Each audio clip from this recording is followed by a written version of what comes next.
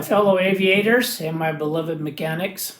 This video is on me going to Piqua, Ohio, to the Hartzell Propeller factory and talk to them about the NTSB report showing the left propeller relatively undamaged and supposedly with a fully running turbine engine operating it. So as I traveled back to Piqua, Ohio, I was so pleased. What a lovely town and what a lovely community. In Piqua, Ohio, everyone smiles at you. Even people just driving down the road would just stop and wave to you and smile. Nobody was upset. Nobody was angry. Everything was calm and peaceful and just orderly. It was such a nice relief to be there from being out here in the Los Angeles, California area. So what I did was I just went to the factory there to speak with Mr. Les Doud, who's listed on the NTSB report as the lead investigator on the NTSB report. And when I arrived at Hartzell Propeller, everybody was so friendly and so kind and so gracious. They are wonderful people. As I waited there in the lobby, I was feeling a little homesick for Los Angeles, so I talked to the receptionist there, and she was just sitting there smiling and just happy as could be. And I asked her if she could just give me a dirty look, maybe shake her fist at me and go, "White people." And she said, "Why would I ever do that?" And I just told her, "Hey, I'm homesick for Los Angeles. Can you help me out?" Oh, and she was such a gem. Then shortly afterwards, Les Doud and his supervisor met with me in the lobby there of Hartzell Propeller, and we went over the accident investigation. Mr. Les Doud explained that he's the lead accident investigator for Hartzell Propeller, so he's an expert on this field. As we started going over the photographs of the wreckage, I have to admit I started to lose it. I started looking at this wreckage and seeing that all the bodies in this accident, this horrific accident, were burned beyond belief. I don't even think dental records would have helped identify the people. And as I reviewed this accident scene with Les Doud and his supervisor, I started flashing back and remembering Captain Jerome Rennick sitting at the dinner table with me at the end of a hard day of flight training, shooting approaches, practicing landings, having everything go wrong, especially when you're learning. That's how we learn. And sitting there at the dinner table, and I remember at this time, this is when he would Skype with his little daughter who was living in France. And I just remember him lighting up, and me as well, as we listened to this little 10-year-old girl with the cutest French accent that you could ever imagine, saying, "Hi, Papa," and just talking, rattling away about her day.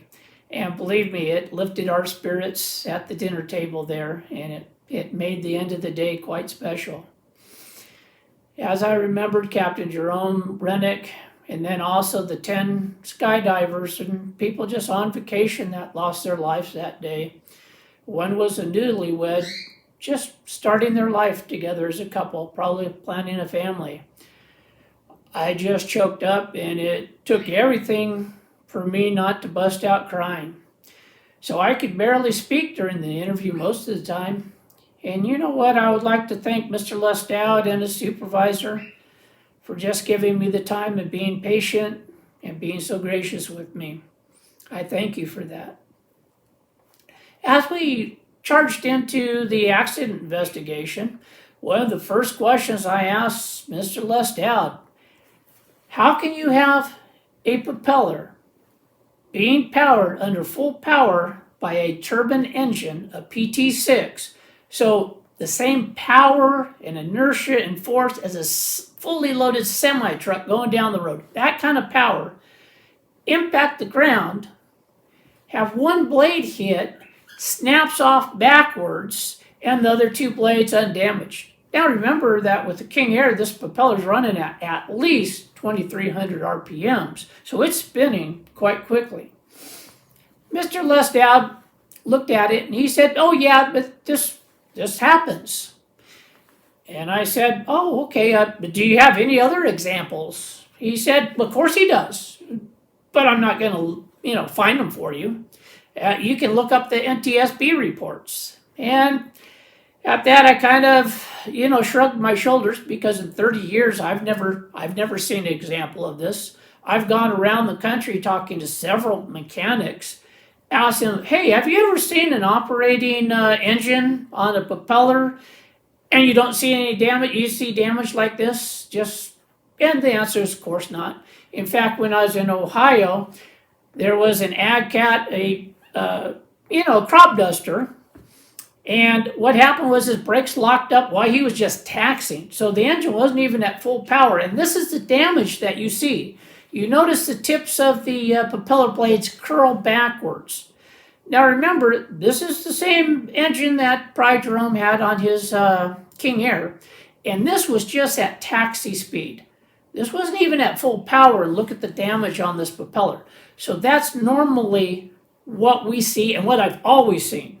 Not normally, just what I've always seen. I've never seen a case where a propeller with an operating engine impacted anything and there wasn't damage to the tips.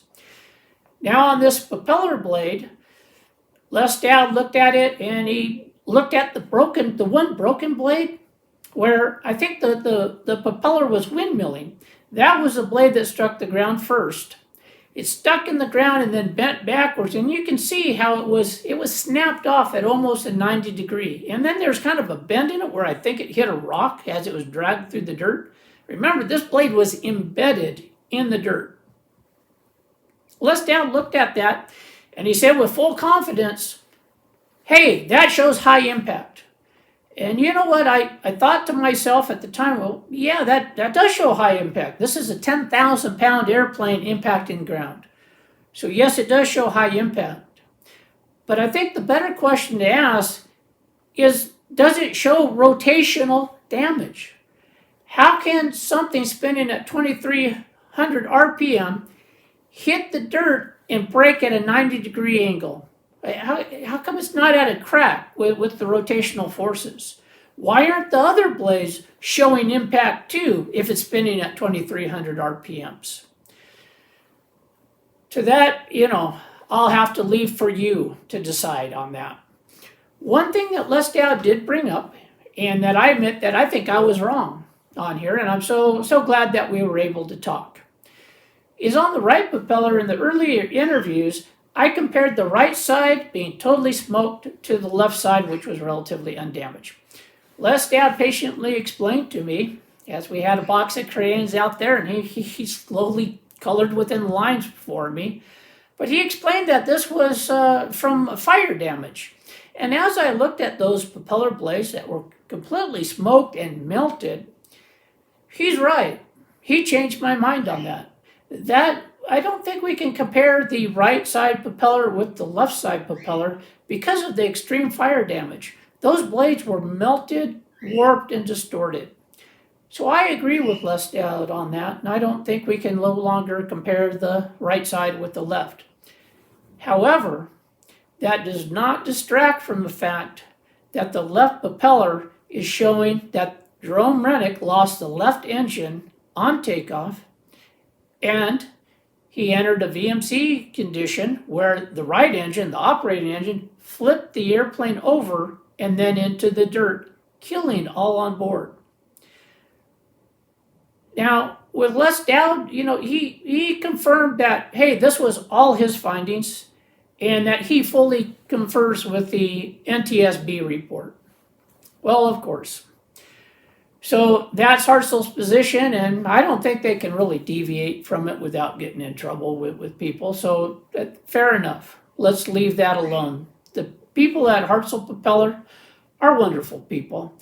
They've made a propeller that in 30 years I've never seen fail once. In fact, in this accident, the Hartzell Propeller never failed. It operated as it should, right into the dirt. So to all those at Hartzell Propeller, I want to commend you on making such a wonderful product over the years, and one that I and other mechanics have trusted our lives to over the decades. One of the nice things when I was chatting up the receptionist there in the lobby is one of the young ladies there was telling me how Hartzell was one of the first propeller makers and helped the Wright brothers make the first propeller for the airplane. I hope that I'm able to come back to Hartzell Propeller and maybe show you the factory and introduce you to the wonderful mechanics that are making our beloved propeller. And I hope to share more in a future video on this wonderful history of Hartzell Propeller. Getting back to the NTSB report though, you know, it's not just the propeller that I'm having issues with. It's the whole report. It's the whole premise of the report. And I think when we look at this as aviators and mechanics, we need to take into account that not only did the plane, you know, the NTSB said the plane stalled. Every single pilot knows that if you stall an aircraft, the nose comes down. The nose just comes down. If you have it uncoordinated, then you go into a spin. Jerome Rennick's airplane flipped over and went inverted. That is the hallmark of a VMC event, an engine loss on takeoff. So there's that. Then there's the next thing of defaming an American aviator that lost his life in the line of duty. Jerome Rennick was climbing out in that plane at, I think, 97 knots. I think that's the airspeed for takeoff. I trained Jerome Rennick for almost 3 years. I know that gentleman, and I know he was keeping that airspeed plus or minus 1 knot. VMC speed was 91 knots. So that means Jerome Rennick had to only lose about 6 knots before that plane was flipping over on him. I don't think there's an aviator alive that can be put into that impossible condition and survive it. So there is that. And then to go and tell Jerome Rennick's parents, his brother, and his lovely little daughter with that French accent that he was a reckless, bad pilot that killed himself and 10 other people. That's beyond the pale. That's unacceptable. And then to tell the families of those 10 kids that lost their lives that day that they were killed by a reckless pilot. I think that's the actions of monsters. Now we go into what their conclusions and what their remedy to fix this problem. Well, I don't know if you've read the report, but they said that this happened because bad flight instruction given to Jerome Rennick 2 to 3 years prior to this accident. Can you believe that? Is there any precedence for this? Is there any medical schools out there that are having the doctors sued because one of their doctors graduated and did malpractice? Is there any law schools being held accountable for lawyers that screw up and get disbarred? Of course not. This is unprecedented, mean-spirited, and just awful. That's what it is. So then, with this, now they have a whole new policy of going after our new flight instructors to hold them accountable for somebody else's check ride. Can you imagine being a young aviator today, working up the ranks, becoming a flight instructor at 20 to 23 years old? Most likely your first job. Be outstanding as an aviator and a pilot, and then just because your students didn't pass the check ride on the first attempt, then you're a bad instructor, you have your license revoked or suspended, and just if it's suspended or revoked for 1 day, you are no longer able to make it to the airlines because they can't hire you. And then on the corporate side, it's not the corporate flight departments that can't hire you, it's the insurance companies that will not insure you with that on your record. So these kids are instantly just dead on the ground, grounded for life. This is just awful. I can't express how heartbreaking this is to see our young men and women, our flight instructors, being destroyed like this. And now remember, it's not that they trained a pilot that didn't make it, because normally the kid goes back and after about maybe 30 minutes, an hour, the kid is fully licensed and is good to go. So it's not like they're sending people that will never be pilots and are bad pilots and shouldn't be pilots. No, it's just an administrative exercise that the FAA has with the check ride examiners, and we'll go into that in a later date. So with that, I asked for your support because I flew out there to Piqua, Ohio on American Airlines. The cost of the ticket was around $200. And then when I decided that the job was done and I needed to come back, I tried to get that same ticket to come back. And of course, now it was $2,300. So thank you, American Airlines. Whenever I need you, you're there to just make me feel pain. But anyways, I booked a ticket on Greyhound bus, and for $260, they got me from Ohio back to California. And it only took 3 days of traveling, no brushing my teeth, no showers, not even a change of clothes. So 3 days. So, man, it was brutal. But they did their job, and it was wonderful. I made all kinds of new friends. At first, they saw that I had all my teeth, so they thought I was kind of uppity. And I am uppity, but I quickly made new friends. And what wonderful people. And the bus drivers on Greyhound are wonderful people that safely got me to my destination. So as a captain of airplanes, I salute the captains of the Greyhound bus drivers. And thank you for getting me home safely. Now, gentlemen, I'm on fumes right now. I don't even have enough to start up and make it to the run-up area.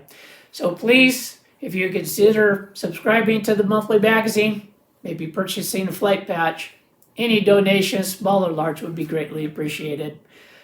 Now, today I go to Torrance Airport and I start investigating the Torrance Noise Abatement Office. So you'll be seeing that in upcoming issues. Thank you so much. God bless. Keep flying speed. Peace.